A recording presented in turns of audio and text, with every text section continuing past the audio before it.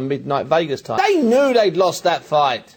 Yeah, I'm trying to look at some of the tweets that are coming through tonight. I can't get through all your names, we'll get there in a moment, but not a single person that's come to us so far has said they had Marquez winning that fight. Oh, sorry, had Pacquiao winning that fight, which I think says, in fact, no, I lie. Tom Box Asylum has sent us one through saying he thought Marquez had Pacquiao winning that, sorry, by 2 or 3 rounds. Is that a Box Asylum? No, he's Tommy Gunn, he knows his stuff. Tommy knows his stuff, but I'm telling you what, I know one thing, Tommy's an honest guy. He'll wake up in the morning and watch it again, and he might think, ooh, trust me, I wouldn't be at all surprised. No, I you know, if you have a close, you have a close. But I think you know, Marquez won tonight, and it's a shame because you know Manny's a great guy. This is going to stay. If Manny had a loss tonight, you've got a better reason for a rematch. Do you understand what I'm saying? Absolutely. You know, but you know, reading between the lines here, Bob Arm is saying we're going to make it the most, you know, one of the wealthiest fights or biggest earners in history in the rematch.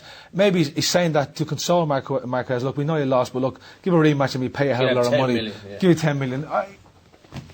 I'm a little gutted, you know. It's been a bit of for a great night and a terrific fight. The result has been like an anticlimax. Yeah, you and Eddie, some of the tweeters, and there's a load of you said this, but is this a political decision to help smooth the way to a Mayweather-Pacquiao fight? Well, it's not a political. Well, it's a decision. Okay, for a start, those judges aren't crooked, so it's not a decision to do anything. They saw the fight. They scored the fight they saw. Okay, I just think it was diabolical scoring. Okay, we can't get into whether it was fixed or not because that's just, you know, we can't go down that route.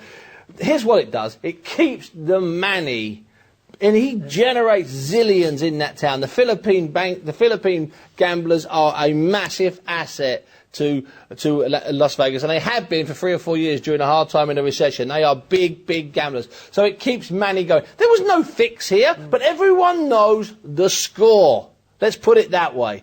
Okay? And sure, it's kept the Manny fight alive. Sorry, it's kept the Mayweather fight alive. But as Steve keeps saying, Bob's just said we're going to set all known pay-per-view records for a full fight in May. If Manny had lost the fight, it's a win-win draw. It's even, Stephen, going into the 4th fight. Then we have a 4th fight. Then you have the 4th fight, and it's worth the money then. I just think it's a shame, you know. I think Marquez done boxed perfect tonight. He did everything right, you know. Manny wasn't on form, Marquez was, and he won the fight, in my opinion, and no one will tell me anything other.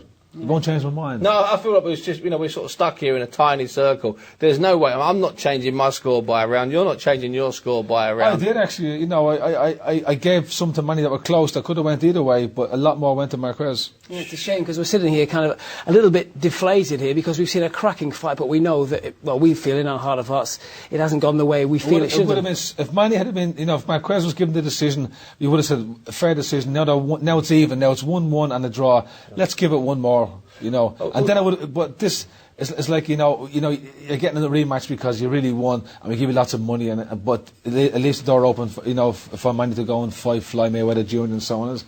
You know, we're annoyed now. In a couple of months, we'll be forgotten about, and there'll be Manny Mayweather Jr. This fight will be just history again. It's in the past. You know what, Steve? You know what? There's a chance this one won't. That crowd, you've been in Vegas a lot of times. I've seen you there, and you've watched fights from Vegas. And I'm telling you, Andy, hand on heart. I've never seen a crowd stay like that.